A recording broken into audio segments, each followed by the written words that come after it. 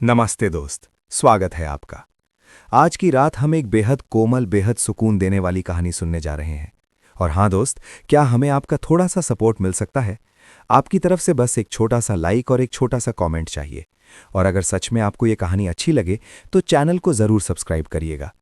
तो चलिए, जिसका नाम है ठंड में ओलों का कहर।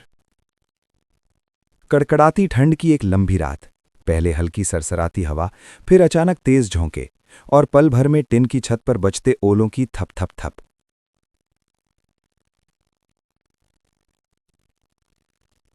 गांव का हर आदमी चौंक कर जाग उठता है। खिड़कियों से झांकते लोग देखते हैं, गेहूं, चना, सरसों सब ओलों की मार में पिटते जा रहे हैं। पर उसी अफरा तफरी में एक बुजुर्ग किसान धोती समेटे, कांपते हाथों में लालटेन लिए, अपनी बची खुची फसल को बचाने निकल पड़ता है। कटकट करती हवा, हड्डियों तक चुभती ठंड, और उम्र का बोझ भी उसके कदमों को रोक नहीं पाता।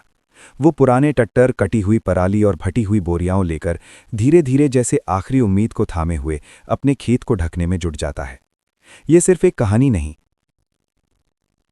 ये उन दिनों की परछाई है जब मेहनत सबसे बड़ा हथियार था और सादगी इंसान की सबसे बड़ी दौलत। जैसे जैसे आप इस कहानी में डूबते जाएंगे, आपकी थटी हुई पलकों पर नींद की हल्की चादर उतरने लगेगी और दिल में एक अनकही गहरी राहत खिल उठेगी। अगर ऐसी मीठी नींद भर देने वाली गांव की कहानियां आपको भी सुकून देती हैं, तो चैनल को ज़रूर सब्सक्राइब कीजिए और बेल आइकन दबाइए, ताकि हर रात की नई कहानी सबसे पहले आपके तकिए तक पहुंचे। और हाँ, बताइए ज़रा आप किस शहर और किस गांव से हमें सुन रहे हैं, और इस वक्त आपकी घड़ी में रात के कितने बजे हैं। आपके हर कमेंट, हर लाइक से ये एहसास होता है कि आप वहीं कहीं बैठे हैं, धीरे धीरे नींद में उतरते हुए, और इस ठंड भरी रात में मेरे साथ चल रहे हैं। तो चलिए, लालटेन की लौ थोड़ी धीमी कर लीजिए, कंबल थोड़ा और खींच लीजिए, क्योंकि बाहर ओलों की मार बढ़ती जा रही है और अंदर कहानी की गर्माहट गहरी। धीरे धीरे आंखें बंद कर लें, क्योंकि अब हम चल पड़ते हैं उस छोटे से मिट्टी के घर की ओर, जहां कोई दरवाज़ा नहीं था और नींद हमेशा खुली मिलती थी। सूरज की आखिरी किरणें जब गांव की टूटी फूटी दीवारों पर तिरछी पड़ने लगीं, तब सर्दियों की हवा अपनी पूरी नुकीली धार लेकर बह रही थी। खपैल की छतों से उठती धुआं रेखाएं आसमान में घुलती जा रही थीं, और हर घर के आंगन से जलती लकड़ियों की हल्की चरमराहट सुनाई दे रही थी। पीपल के घने पेड़ के नीचे पुरानी बैलगाड़ी अकेलेपन में खड़ी थी। उसके पहियों पर सफ़ेद कुहासा चढ़ा हुआ था। गांव की पगडंडी पर मिट्टी के ऊपर ठिठुरन जैसे जमकर बैठ गई थी। लोग शाम की रोटियां सेकने में व्यस्त थे, मगर हवा ऐसे काट रही थी जैसे कोई महीन आरी चल रही हो। इस सब के बीच एक आकृति धीरे धीरे खेत से लौटती दिखी। झुका हुआ शरीर, बाह में लटकता पुराना गमछा और कंधों पर दिन भर की थकान का बोझ। वो थे शिवदीन काका। उनकी चाल धीमी थी, पर आंखों में आज भी उस बूढ़े खेतीहर की चमक थी जो जीवन भर अपनी फसल को बच्चों की तरह संभालता रहा था। गेहूंों की बालियां इस साल अच्छी आई थीं। चने के पौधे भी कमर तक उठ गए थे, मगर शाम की हवा में कुछ अनजाना बेचैनी तैर रही थी। काका ने कई बार आसमान की ओर देखा। बादल दूर कहीं सिमटते लग रहे थे, पर मन उन्हें किसी अनहोनी की घंटी जैसा सुनाई दे रहा था। जब काका अपने घर के सामने पहुंचे, तो मिट्टी का छोटा आंगन ठंड से जम चुका था। अंदर से रामवती की हल्की खांसी और चूल्हे पर उबलते पानी की टप-टप आवाज आ रही थी। उनके कदमों की खड़खड़ाहट सुनकर रामवती ने दरवाज़ा खोला। अरे काके, आज कितनी देर लगा दी? उसने शॉल कसते हुए पूछा। शिवदीन ने अपने जमे हुए हाथ सेकने के लिए अंगीठी की ओर बढ़ाया। पौधे देखाऊं, हवा कुछ ठीक नहीं लागे। रामवती ने तवे पर रोटी पलटते हुए कहा। ठंड में कौन सी हवा ठीक लागे? तुम भी ना अपनी जान खपाए बिना सुधरोगे नहीं। अंदर की रसोई चूल्हे की आग से थोड़ी गर्म थी, और उसमें घुला था गेहूं की रोटी की खुशबू, दाल का उछाल और लकड़ी जलने की वो महक जो गांव के हर सर्द दिन को अपनी एक पहचान देती है। घर के भीतर कोने में बैठी गुड़िया दिए की पीली लौ में अपनी ऊनी चादर बुन रही थी। वो पिता को देखकर मुस्कुराई। बाबा, आज फिर खेत की बालियां गिनते रहे क्या? शिवदीन हंसे नहीं, पर उनके चेहरे की कोमलता ने जवाब दे दिया। हाँ, वे हर बाल को अपनी आंखों से मापते रहते हैं। उसी समय दरवाज़ा जोर से खुला। ठंड का झोंका अंदर घुसाया, और उसके साथ आया निरंजन। कंधे पर मोटा कंबल, हाथ में गांव से सुनी ताज़ी खबरें। बाबा, वो तेज़ आवाज़ में बोला, कैलाश साहू कह रहे थे पहाड़ी की तराई में कई जगह लोग अपने बछड़े बैलों को घर के भीतर बांध रहे हैं। लगता है रात बिगड़ने वाली है। रामवती ने घर के भीतर एक पल को सन्नाटा जम गया। ओले, ये शब्द ही किसानों की नसों में डर की बर्फ भर देता है। रामवती ने चूल्हे के पास खड़ी खड़ी पूछा, तू ठीक ठीक सुनाया ना? निरंजन हाँ अम्मा, उसने कंबल झाड़ते हुए कहा। कैलाश कह रहा था कि ऊपर वाले गांव में तो टीन की छतें भी कड़कड़ाने लगी हैं। शिवदीन ने अपनी गर्दन धीरे से उठाई। उनकी निगाहें उस छोटे किवाड़ से निकलती ठंडी हवा पर टिक गईं। ओल पड़े तो फसल का भगवान मालिक। उनकी आवाज़ थकी हुई थी, पर भीतर कहीं एक डराने वाली चिंता उभर रही थी। गांव में ओलों का मतलब था महीनों की मेहनत एक रात में मिट्टी हो जाना। आंगन के बाहर दूर कहीं से ढोल जैसे गूंजते बादलों की गर्जना सुनाई दी। उसके बाद हवा की दिशा बदली, तेज, कठोर और असामान्य। गुड़िया ने दिया हाथों से ढक लिया। बाबा, ये आवाज़ कैसी है? शिवदीन उठकर दरवाजे की चौखट पर खड़े हो गए। उन्होंने ठंडी सांस को भीतर खींचा, जैसे हवा की नमी को पहचानने की कोशिश कर रहे हों। बिटिया, ठंड की रात है, पर हवा की चाल कुछ और कहे है। अचानक कहीं दूर से एक कुत्ते के भौंकने की लंबी आवाज़ उठी, फिर एक और। गांव में जानवर मौसमी बदलावों को सबसे पहले पकड़ लेते हैं। निरंजन ने कंबल कसते हुए कहा, बाबा, अगर सच में ओले पड़े ना तो चने का आधा खेत। चुप, शिवदीन ने धीमे पर दृढ़ स्वर में कहा। जोत जोते बोचे, अब ऊपर जो लिखे हैं वही होएगो। पर उनकी आंखों में चमक के साथ एक धड़कती बेचैनी भी थी। उन्हें पता था यदि ये रात बिगड़ गई तो सब कुछ हाथ से निकल जाएगा।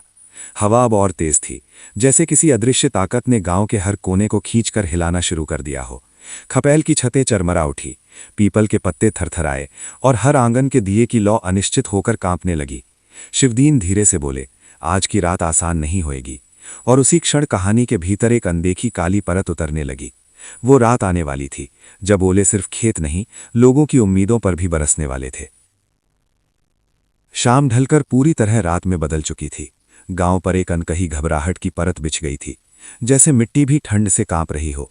कच्चे रस्तों पर छन छन करती हवा की आवाज किसी अधूरी पुकार की तरह गूंज रही थी। शिवदीन काका के घर के सामने रखा पीतल का छोटा सा दिया झपक झपक कर बुझने को हो रहा था, और हर बार गुड़िया अपनी हथेलियों से उसे फिर संभाल लेती। अंदर चूल्हे की आंच अब धीमी पड़ने लगी थी।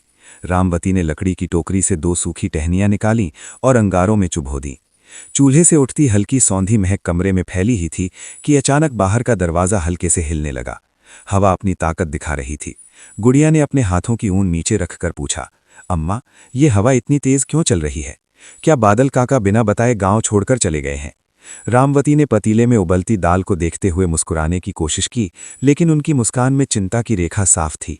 मौसम की माया है बिकिया, कभी कभी बिना इशारे के रूप बदल देता है। निरंजन चौखट के पास खड़ा आसमान को देख रहा था। चांद बादलों की भारी भीड़ में कहीं खो गया था।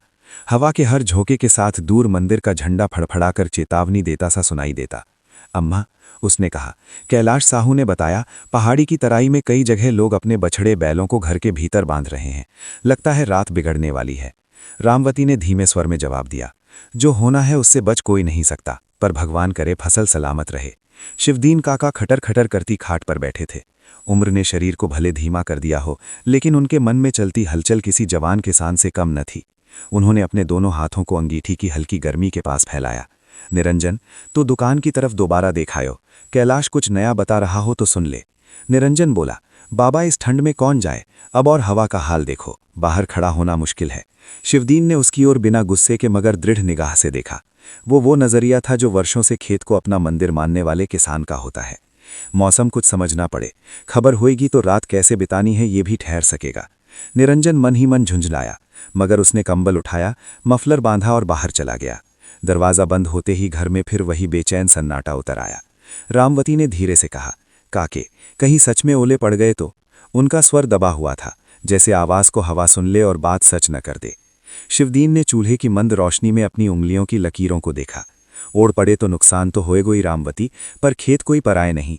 जितना अपने तन वचन से बचा सकूंगा बचाऊंगा। उनके शब्द धीमे थे, मगर उनमें छिपी जिद इतनी मजबूत थी कि दीवारों ने भी जैसे उसे महसूस किया। उसी वक्त दरवाजे पर हल्की खटखटाहट हुई। गुड़िया दौड़कर पहुंची और दरवाज़ा खोला। बाहर कैलाश साहू खड़े थे, कंधे पर भारी शॉल, आंखों में घबराहट की चमक, बालों में बर्फ जैसे उड़ते ओलों की धोखा देने वाली चमक। काका, कैलाश ने सांस संभालते हुए कहा, उधर पहाड़ी पर बड़ी मुसीबत आ गई। लोगों ने बताया आधा खेत खलिहान सफ़ेद हो गया है। टीन की छतें भी फट गई कुछ घरों की। गुड़िया ने डर से रामवती की साड़ी पकड़ ली। अम्मा, क्या हमारे खेत तक भी आएंगे ओले? शिवदीन धीरे से उठे, चादर कसकर कंधे पर डाली और कैलाश की ओर बढ़े। हवा कहाँ से घूमी? उत्तर पूर्व की तरफ से, कैलाश बोला, और तेजी से गांव की ओर बढ़ती दिख रही है। शिवदीन ने एक पल को आंखें बंद की। सुनाई दे रही थी सिर्फ तेज होती हवा, जैसे किसी अदृश्य ताकत ने हर घर की सांसों का परीक्षण कर रही हो। चल कैलाश, शिवदीन ने कहा, चौपाल तक चलते हैं, प्रधान से बात कर लें, रात का इंतजाम सबको जानना चाहिए। रामवती ने फौरन हाथ पकड़ लिया। इस ठंड में मत जाओ काके, बाहर मौत जैसी हवा चल रही है। शिवदीन ने धीमी मुस्कान के साथ उसकी हथेली को ढक लिया। रात अभी लंबी है रामवती, किसानों की नींद तो वैसे भी मौसम के इशारों पर टिकी होती है। काका बाहर कदम रखते ही ठंडी हवा उनके चेहरे पर चाबुक की तरह लगी, पर वे रुके नहीं। कैलाश उनके साथ पगडंडी की ओर बढ़ गया। घर का दरवाज़ा बंद होते ही गुड़िया की आंखें भर आई। अम्मा, बाबा ऐसे क्यों जाते हैं? क्या घर में बैठकर इंतजार नहीं कर सकते? रामवती ने उसे गले लगाते हुए कहा, बिटिया, किसान खेत का बाप होता है, उसे अपनी संतान छोड़कर बैठना नहीं आता। उधर बाहर शिवदीन और कैलाश चौपाल की तरफ बढ़ रहे थे। हवा इतनी तेज थी कि दोनों को झुककर चलना पड़ रहा था। पीपल के पत्ते ऐसे थरथर। खतरनाक। लालटेन 3 बार हिली, कांपी और आग पूरी तरह बुझ गई। चौपाल अंधेरे में डूब गया।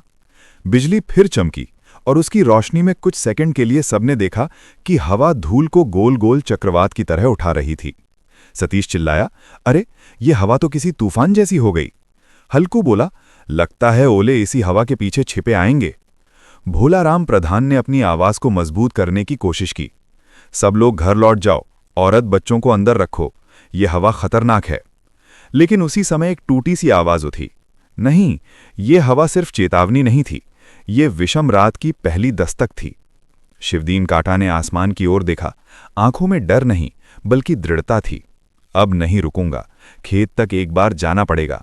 भोलाराम उनके हाथ पकड़कर बोले, काका, ये रात बाहर निकलने की नहीं, ओलों की धार इंसान की चमड़ी काट देती है। लेकिन शिवदीन की सांसों में अब सिर्फ एक ही शब्द बसे थे, फसल। और हवा धीरे धीरे पर खतरनाक तेवर के साथ पूरी रात को निगलने आ रही थी। गांव के ऊपर आसमान अब किसी काली चादर जैसा दिखने लगा था, घना, गुस्सैल और बिल्कुल अनजान। बिजली की लकीरें बीच बीच में आकाश को फाड़ देतीं और फिर अचानक सब कुछ उतने ही घने अंधेरे में डूब जाता। हवा ऐसी चल रही थी जैसे धरती के सीने से गर्म सांसें खींचकर फेंक रही हो। शिवदीन काका, जिनकी उम्र के पांव अब अक्सर लड़खड़ा जाते थे, उस रात चौपाल की मिट्टी पर खड़े ऐसे लग रहे थे जैसे कोई पुराना पीपल बराबर की हवा से लड़ रहा हो, झुकता है लेकिन टूटता नहीं। काका ने आगे बढ़ने की कोशिश की तो भोलाराम प्रधान ने उनका हाथ पकड़ लिया। काका, जिद मत करो, खेत तक पहुंचने में तुम्हारी सांस चूक जाएगी, मौसम बिल्कुल उल्टा पड़ चुका है। काका ने प्रधान की पकड़ ढीली करते हुए कहा, अगर किसान डर कर घर बैठ जाए ना भोलाराम, तो फसल का भी भगवान भरोसा। चना अभी आया है, ओले पड़े तो बालियां चूर हो जाएंगी, मैं देख के ही लौटूंगा। भोलाराम और कैलाश एक दूसरे का चेहरा देखने लगे। दोनों जानते थे कि शिवदीन की जिद कोई नहीं मोड़ सकता, चाहे हवा कितनी ही चीत्कार क्यों न कर रही हो।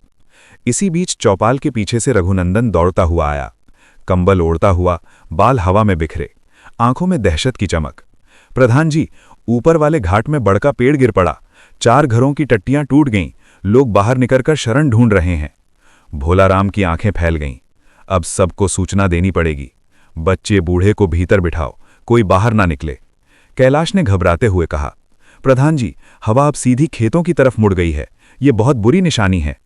शिवदीन काका ने गहरी सांस ली, जैसे भीतर कुछ जल रहा हो, कुछ टूट रहा हो और कुछ मजबूती से खड़ा भी हो। मैं घर को भी देख लूं और खेत को भी। उन्होंने अपनी जज्जर ऊनी चादर कसकर ओढ़ ली और ठहराव भरी कदमों से चौपाल से निकलने लगे। भोलाराम ने फिर पुकारा, काका, अकेले मत जाओ। शिवदीन ने बिना पीछे मुड़े कहा, जिंदगी भर अकेले ही खेत बचाया है भोलाराम, आज की रात भी भरोसा नहीं छोड़ूंगा। निरंजन तेज हवा में चौपाल से वापस लौटते समय कई बार पगडंडी पर लड़खड़ा गया था। उसके कपड़ों पर धूल जम गई थी, माथा ठंड से जल रहा था। जैसे तैसे घर पहुंचकर उसने दरवाजा खटखटाया। रामवती ने तुरंत खोला, चल अंदर, बाहर तो जैसे मौत घूम रही है। निरंजन ने अंगीठी के पास बैठते हुए कहा, अम्मा, काका चौपाल पर ही थे, प्रधान से बात चल रही थी, पर हवा देखकर लगता है वो खेत जाने की सोच रहे हैं। रामवती की सांसें रुक गईं। ओ राम, इस ठंड में वो अपनी पराली टट्टर लेकर अकेले कैसे जाएंगे? गुड़िया, जो कोने में बैठकर दिए की लौ बचा रही थी, बोल पड़ी, अम्मा, बाबा ऐसे नहीं रुकेंगे, वो फसल को अपने बच्चों से भी ज्यादा मानते हैं। अगर बाहर ओले आने वाले होंगे तो वो खेत को अकेला नहीं छोड़ेंगे। रामवती ने घबराकर गुड़िया के सिर पर हाथ रखा। मुझे डर लग रहा है बिटिया, हवा कोई साधारण नहीं, देख तो खिड़की कैसे कांप रही है। खिड़कियों की खटखटाहट अब किसी और ही लय में चल रही थी, जैसे हवा हर जोड़ को उखाड़कर अलग कर देना चाहती हो। निरंजन बेचैनी में उठकर बोला, मैं जाकर काका को रोक लाऊं क्या? गुड़िया ने तुरंत सिर हिलाया, नहीं भैया, दो लोग बाहर निकले तो अम्मा को कौन देखेगा, और इस हवा में तुम भी फंस जाओगे। रामबती ने आंसू रोकते हुए कहा, कोई बाहर नहीं जाएगा, कोई नहीं। लेकिन रामबती के स्वर में दृढ़ता से ज्यादा बेबसी थी। अचानक आसमान ऐसा चमका कि पूरा गांव सफेद हो उठा। उसके तुरंत बाद एक गर्जना, इतनी गहरी, इतनी भारी कि मिट्टी के घरों के चूल्हे तक थरथरा उठे। और फिर ओलों की पहली हल्की टपटप। आंगन की छत पर टीन की पटरियों पर, खाली बाल्टी पर जैसे कोई लोहे की कीले फेंक रहा हो। निरंजन के चेहरे का रंग उड़ गया। गुड़िया ने अपनी कांपती उंगलियों से दिया पकड़ लिया। रामबती ने घुटनों पर हाथ रखकर जमीन पर देखा, जैसे धरती से आवाज सुनने की कोशिश कर रही हूं। हे भगवान, उनकी आवाज टूटी हुई थी, अब बचाना तेरे हाथ में है। उधर बाहर शिवदीन काका हवा का सामना करते हुए गांव की गली से निकल रहे थे। ओले अभी छोटे थे, पर समय बहुत कम बचा था। उन्होंने अपनी लाठी जमीन में टिकाई, चादर चेहरे पर कस ली और खेत की दिशा में पैर बढ़ाया। बिजली फिर चमकी। काका की परछाई मिट्टी पर लंबी और अकेली पड़ी, और उस चमक में लगा जैसे पूरा आसमान सिर्फ एक किसान की जिद को परखने के लिए साक्षी बन बैठा हो। गांव का आकाश अब पूरी तरह जंग के मैदान जैसा लग रहा था। काले बादलों के बीच बिजली की सफेद धारियां उतर रही थीं, और हर चमक के बाद हवा और ज्यादा गुस्से में गर्जना करने लगती। मिट्टी की दीवारें हवा में कांप रही थीं, जैसे किसी ने उन्हें भीतर से धक्का दे दिया हो। और फिर आया वो क्षण जिसका इंतजार कोई नहीं करना चाहता था। पहला बड़ा ओला सीधे चौपाल के पास रखी पुरानी टीन की बाल्टी पर गिरा। ठाक, ऐसी आवाज की चारों तरफ बैठे लोग उछल पड़े। इसके तुरंत बाद जैसे किसी ने बादलों को फाड़कर बर्फीली गोलियां बरसानी शुरू कर दी हो। ठक ठक, टडर, ठक। टीन की छतें सिहर उठीं।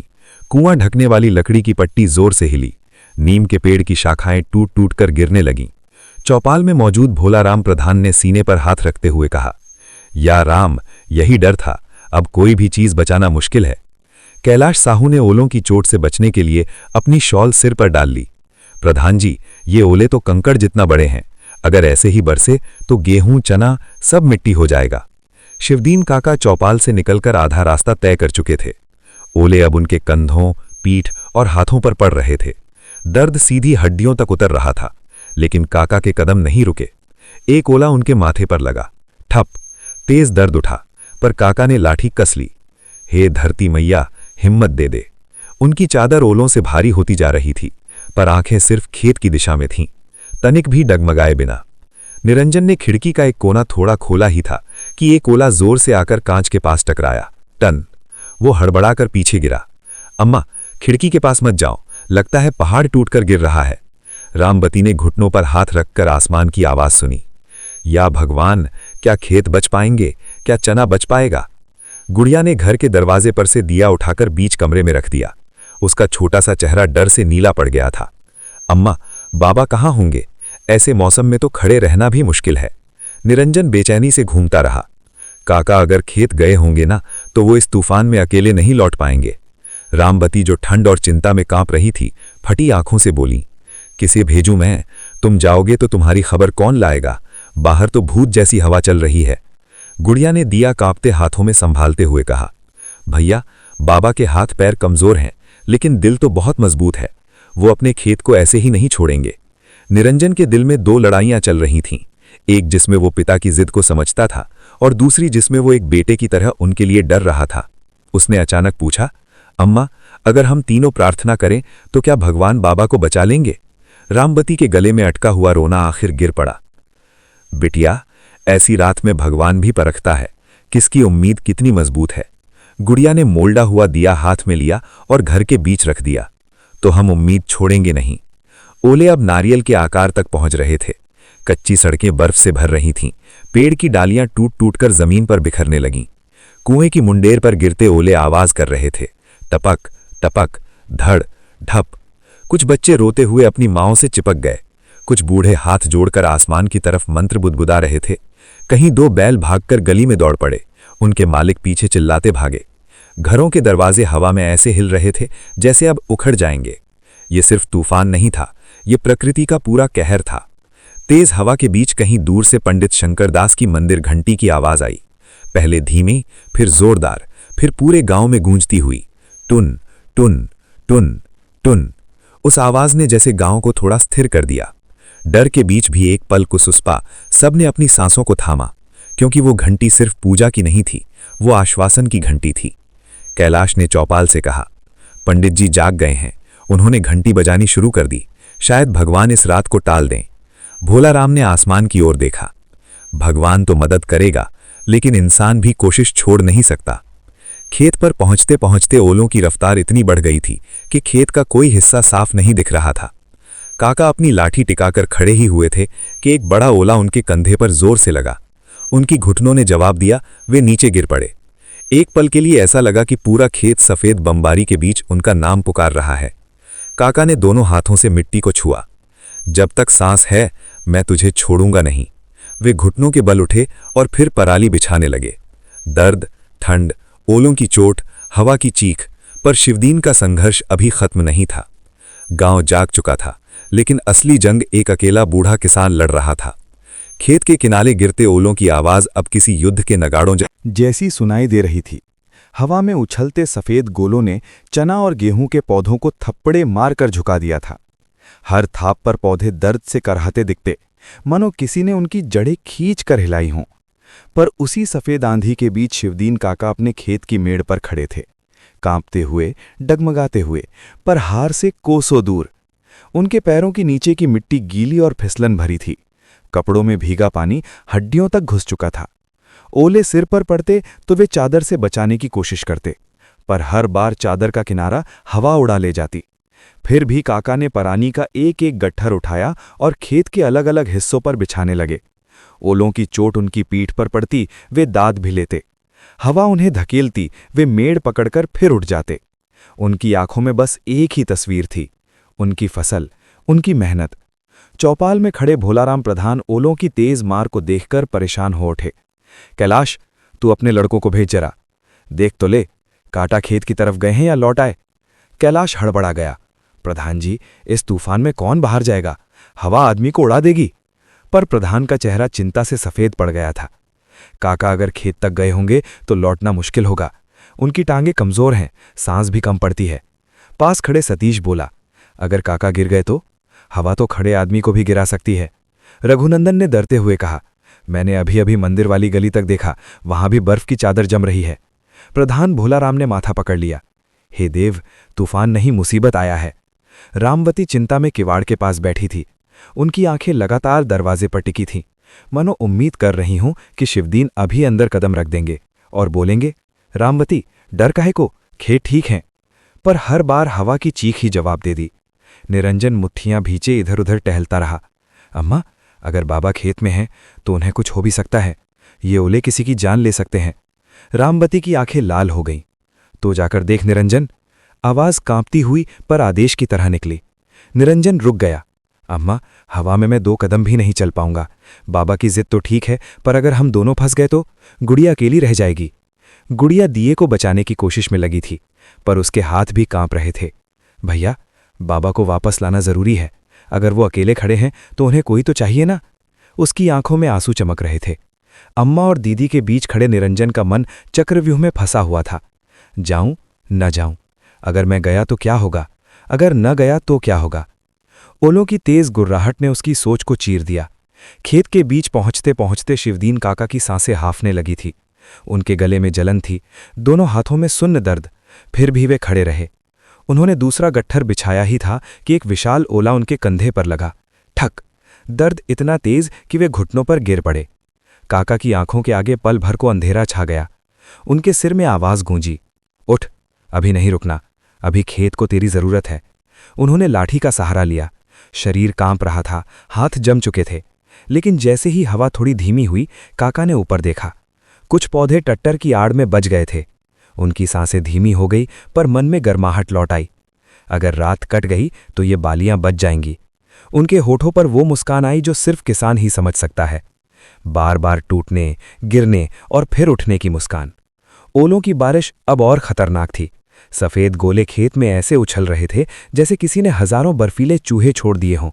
हवा अभी भी किसी शिकारी की तरह गरज रही थी, पर शिवदीन काका अब हिम्मत के उस मोड़ पर पहुंच चुके थे जहां आदमी टूट भी सकता है और मजबूत भी। उन्होंने भीतर सोच लिया, चाहे रात जान ले ले, पर मैं अपनी फसल बचाकर ही मानूंगा। भोलाराम प्रधान ने अंततः आवाज उठाई, बस अब हम चुप नहीं बैठेंगे। शिवदीन काका अकेले बाहर हैं, उनकी मदद करनी ही पड़ेगी। कैलाश ने डरते हुए कहा, पर प्रधान जी, तूफान और तेज हो रहा है। भोलाराम ने जोर से कहा, इसीलिए तो, अगर अभी नहीं गए तो काका शायद वापस ना आए। ये सुनकर चौपाल में बैठे दो जवान, सतीश और हल्कू, कंबल कसकर खड़े हुए। हम चलेंगे प्रधान जी, हम ओलों में गिलकर भी काका को उठा लाएंगे। भोलाराम की आंखें नम हो गई। भगवान तुम्हें आशीर्वाद दे। चलो निकलते हैं। ओलों की मार अब किसी दैत्य के क्रोध जैसी लग रही थी। आसमान गरज रहा था, मिट्टी की महक पानी में घुलकर हवा में तैर रही थी और चारों तरफ सफेद चादर बिछ चुकी थी। ऐसा लग रहा था जैसे रात खुद धरती को बर्फ में दबाने निकली हो। पर उसी बर्फीली गर्जना के बीच शिवदीन काका अपनी आखिरी ताकत से पराली और टट्टर का गट्ठर थामे खड़े थे। उनकी सांसें हाँफ कर निकल रही थी। कपड़े ठंड से पत्थर जैसे जमे हुए थे। बालों पर ओलों की परत जम चुकी थी, लेकिन आंखों में वही आग जल रही थी, अपनी फसल बचाने की आग। काका ने पहला टट्टर उठाकर चने की कतार के ऊपर रखा। हवा ने उसे फौरन झटका, पर काका ने अपने पूरे शरीर का वजन डालकर उसे दबा दिया। नहीं, उड़ने ना दूं, ये तुम्हारी ढाल है मेरे बच्चों। ओले टट्टर पर ऐसे पड़ रहे थे जैसे किसी दरी पर पत्थर बरस रहे हों। ठक ठक टन ठाक। एक ओला उनके हाथ पर लगा, फिर दूसरा पीठ पर, फिर तीसरा सिर पर काका ने हाथ नहीं छोड़ा। उन्होंने दूसरी ओर जाकर पराली की मोटी तह बिछाई। पराली भी हवा में उठने लगी, मानो उछलकर भाग जाना चाहती हो। काका ने घुटनों के बल बैठकर उसे दबाया। अभी मत जा, थोड़ी देर रुक जा, ये पौधे अभी जिंदा हैं। उनकी आवाज टूट रही थी, गला ठंड से भर गया था, मगर जिद नहीं टूटी। घर में निरंजन अब और नहीं रुक पा रहा था। ओलों की चोटें उसकी छाती तक सुनाई दे रही थीं। दरवाज़ा हवा में ऐसे हिल रहा था जैसे कोई बाहर खड़ा उसे तोड़ने में लगा हो। अम्मा, मैं चलूंगा, वो अचानक बोल पड़ा। रामवती ने उसकी बाह पकड़ ली। ना बेटा, तू गया और कुछ हो गया तो गुड़िया और मैं कौन सा सहारा ढूंढेंगे। निरंजन की आंखें लाल हो गई। अम्मा, काका खेत में अकेले झेल रहे हैं, वो गिर भी सकते हैं, उनका शरीर इस तूफान को नहीं झेल पाएगा। गुड़िया चुपचाप दिया पकड़े खड़ी थी, उसके होंठ कांप रहे थे। भैया, डर तो मुझे भी लग रहा है, पर अगर बाबा अकेले हैं तो उन्हें कोई आवाज भी नहीं सुनाई देगी। निरंजन ने अपनी बहन की आंखों में देखा, डर भी था और अपने पिता के लिए अटल विश्वास भी। वो धीरे से बोला, अम्मा, आपका वरदान चाहिए, मैं काका को लाने जाऊंगा। रामवती की आंखों से आंसू बह निकले। कांपते हाथों से उन्होंने बेटे के सिर पर हाथ रखा। जैसा तेरी मर्जी, पर भगवान साथ हो। निरंजन ने गमछा बांधा, दीवार से अपना मोटा कंबल उठाया और दरवाज़ा खोला। हवा ने उसे धक्का दिया, पर वो अड़ेक खड़ा रहा। इसी बीच चौपाल पर भोलाराम प्रधान और दो जवान, सतीश और हल्कू, ओलों से बचते हुए आगे बढ़ने की तैयारी कर रहे थे। काका बहुत दूर नहीं होंगे, प्रधान ने कहा, पर इस तूफान में रास्ते बदलते देर नहीं लगती। कैलाश ने हाथ जोड़कर कहा, मुखिया जी, भगवान का नाम लेकर चलना, रास्ता पहचाना नहीं जाएगा। सतीश ने अपनी धोती कसकर बांधी। काका की हालत खराब हो गई, चलो जल्दी। तीनों ने लालटेन जलाने की कोशिश की, पर हवा ने लौ बुझा दी। भोलाराम ने कड़वी हंसी के साथ कहा, लगता है भगवान कह रहा है, हिम्मत दिखाओ, रोशनी मैं खुद दूंगा। तीनों ने हवा की दिशा के खिलाफ कदम बढ़ाए। ओले उनके पैरों पर चोट कर रहे थे, कंबल भीग कर भारी हो गया था, फिर भी कदम आगे ही बढ़ते रहे। वे खेत की तरफ निकल पड़े, उसी दिशा में जहां शिवदीन काका अकेले लड़ रहे थे। काका ने तीसरा टट्टर उठाया, पर शरीर अब जवाब देने लगा था। हाथ कांप रहे थे, घुटने दुख रहे थे, सांसें भारी थीं। एक बड़ा ओला सीधा उनकी पीठ पर लगा। वे गिर पड़े। पराली में गिरकर उनकी हथेलियां बर्फ से भिर गईं। कुछ पल के लिए वे उठ नहीं पाए। आवाजें धुंधली पड़ने लगीं, आंखों के सामने अंधेरा फैलने लगा। लेकिन अगली ही सांस में उन्हें खेत की मिट्टी की महक आई, गीली, सौंधी, दुख से भरी मिट्टी की सुगंध। उन्होंने मुट्ठी भर मिट्टी उठाई। तूने मुझे जिंदगी दी, मैं कैसे तुझे छोड़ दूं। काका उठे, हाथ कांप रहे थे, पर उनका मन पहाड़ जैसा कठोर था। उन्होंने आखिरी टट्टर भी पौधों पर डाल दिया। अब कम से कम कुछ हिस्सा बच सकता था। निरंजन दिए की थोड़ी सी रोशनी और अपनी हिम्मत के सहारे खेत की ओर बढ़ रहा था। हवा इतनी तेज कि उसके पैरों में ठहराव नहीं था। ओले उसके कंधे पर पड़ते, दर्द होता, पर वो रुकता नहीं। चौपाल से निकलकर सतीश, हल्कू और प्रधान भी उसी दिशा में बढ़ रहे थे। हालांकि दूरी ज्यादा थी, पर तीनों को ऐसा लगा कि कोई और भी उसी तरफ भाग रहा है। हल्कू चिल्लाया, अरे वो कौन है? कोई और भी खेत की ओर जा रहा है। ओलों की आवाज में आवाज डूब गई। निरंजन और चौपाल के लोग अभी एक दूसरे को नहीं पहचान सके थे, पर उनके कदम एक ही दिशा में बढ़ रहे थे, शिवदीन काका की ओर। ओलों की बारिश अब अपना असली रौद्र रूप ले चुकी थी। हर गिरता ओला जमीन पर उछलकर जैसे गुस्से से चीठता। हवा में उड़ती सफेद चिंगारियां, बिजली की कटती आवाजें और धुंध में डूबा पूरा परिसर। ऐसा लग रहा था जैसे ये रात किसी की परीक्षा लेने आई हो। खेत के बीच आधा टट्टर झुका हुआ था और दूसरी तरफ की पराली हवा में लहराते हुए उखड़ने लगी थी। शिवदीन काका के हाथों में अब खून और ठंड दोनों मिलकर जमने लगे थे। उंगलियां सुन्न, सांसें टूटी बिखरी और पैरों में कंपी। पर बुजुर्ग किसान का दिल अभी भी तलवार जैसा कठोर था। उन्होंने आखिरी बची ताकत से पराली को पैरों से दबाया और टट्टर पर झुककर उसे वहीं रोके रखने लगे। ओले उनके पीठ पर बरस रहे थे। 1, 2, 3, 5, 7, 10। हर चोट उनकी हड्डियों को झकझोर रही थी, पर वे नहीं हटे। उनके होठ कांपते हुए बोले, तू बच जा बेटा, सुबह सूरज निकलेगा तो फिर मुस्कुराएगा, मैं हूं ना तेरे पास। जैसे वो अपने खेत की हर बाल को अपनी गोद में समेट रहे हों। फिर अचानक एक बड़ा ओला उनके माथे के पास गिरा। वे डगमगाए और पहली बार ऐसा लगा कि शायद वो खुद अब और सह न पाए। दूर से निरंजन ने एक परछाई को गिरते हुए देखा। दिल धक से बैठ गया। बाबा! उसके पैरों ने खुद ब खुद रफ्तार पकड़ ली। हवा उसे पीछे धकेलती रही। ओले उसके सीने और माथे पर चोट मारते रहे, पर निरंजन दौड़ता रहा। उसका गमछा भीग चुका था। कंबल कंधे से फिसलने लगा, पर उसने उसे वापस कंधे पर चढ़ाकर आगे कदम बढ़ाए। हर कदम पर एक ही आवाज कानों में गूंजती रही, बाबा को ढूंढना है, बाबा को बचाना है। अचानक उसे सामने कुछ दिखाई दिया। टट्टर की टूटी झालर और उसके नीचे झुकी हुई बूढ़ी परछाई। निरंजन के कंठ से आवाज निकली, बाबा, बाबा!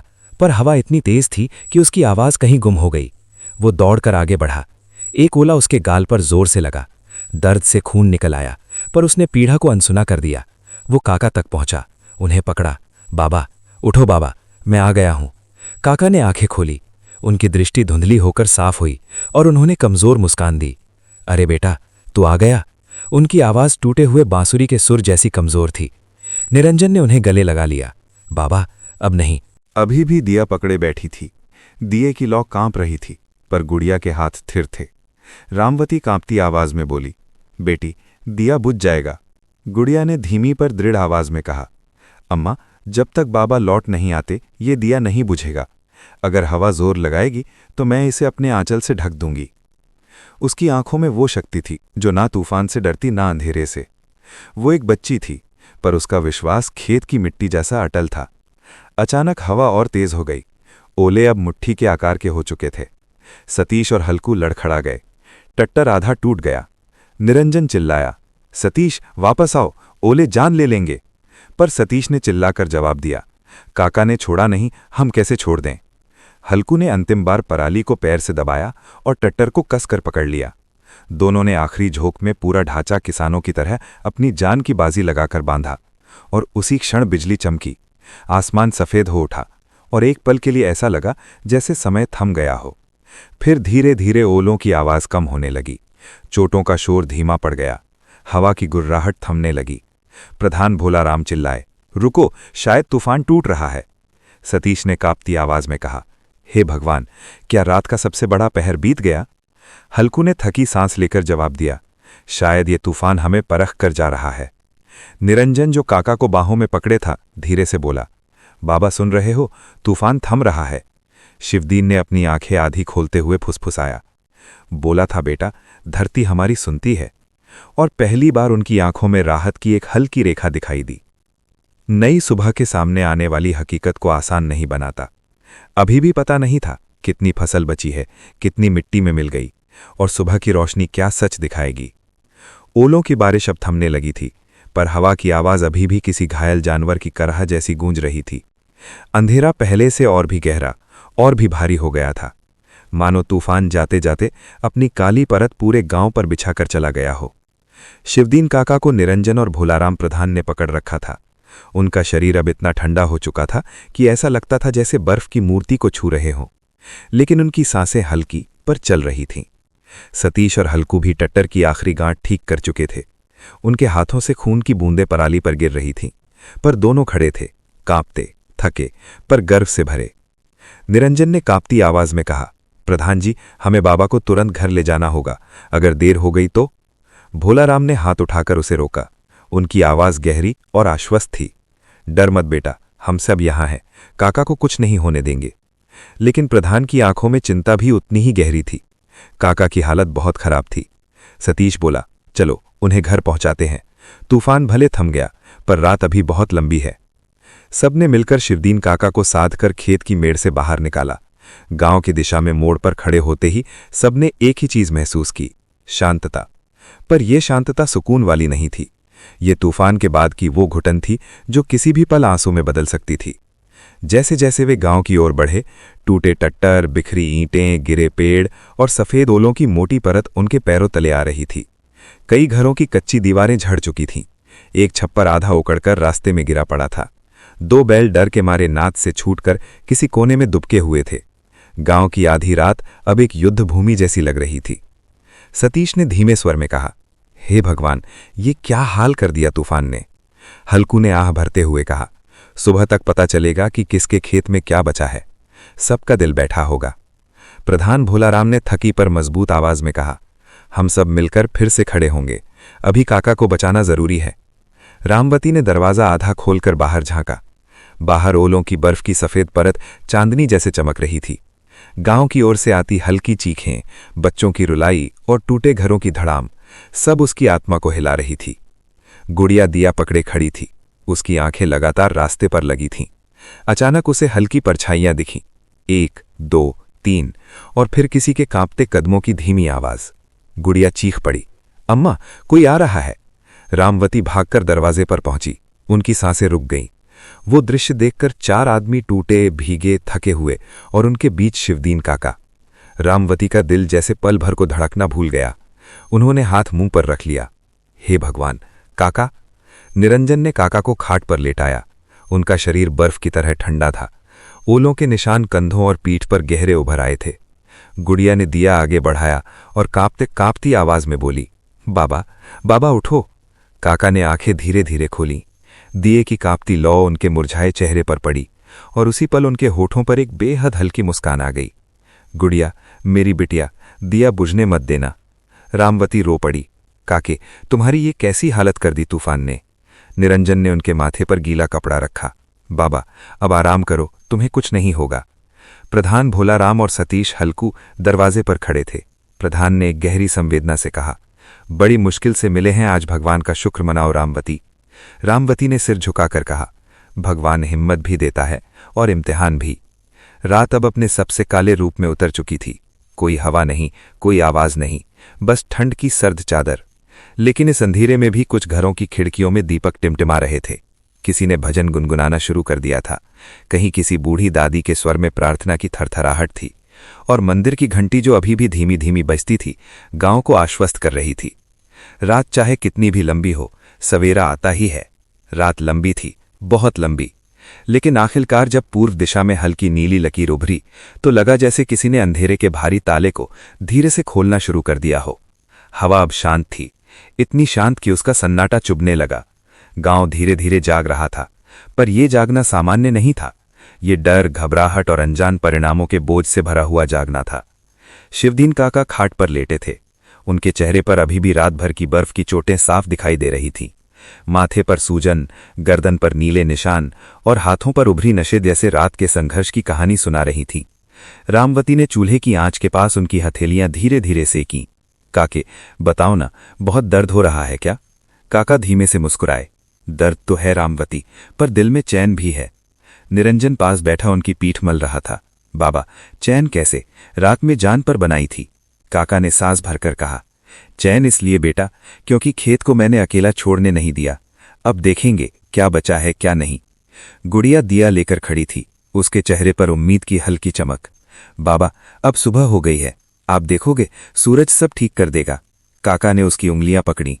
सूरज तो आएगा बेटिया, देखना यह है कि उसके साथ क्या उजाला आएगा।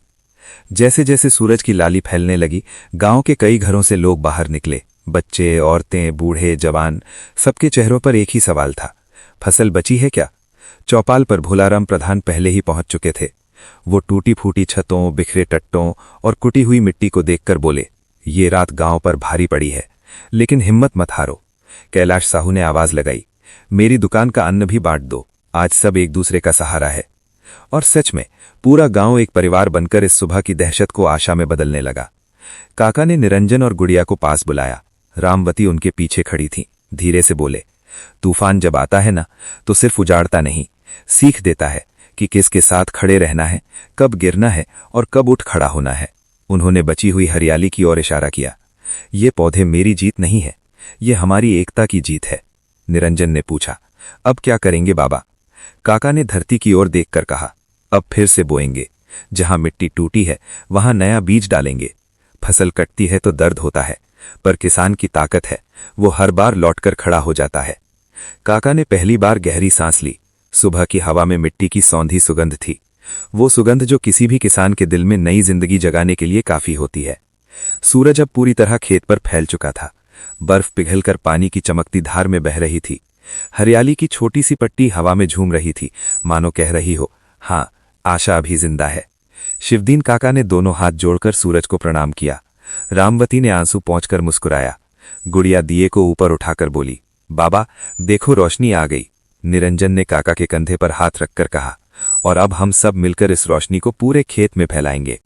और इस तरह तूफान की सबसे काली रात के बाद गांव के आकाश में उम्मीद की नई सुबह खिल उठी। कहानी समाप्त। पर संदेश वही, किसान कभी हारता नहीं, वो टूटता है पर फिर मिट्टी से उठकर नए बीज के साथ नई शुरुआत करता है।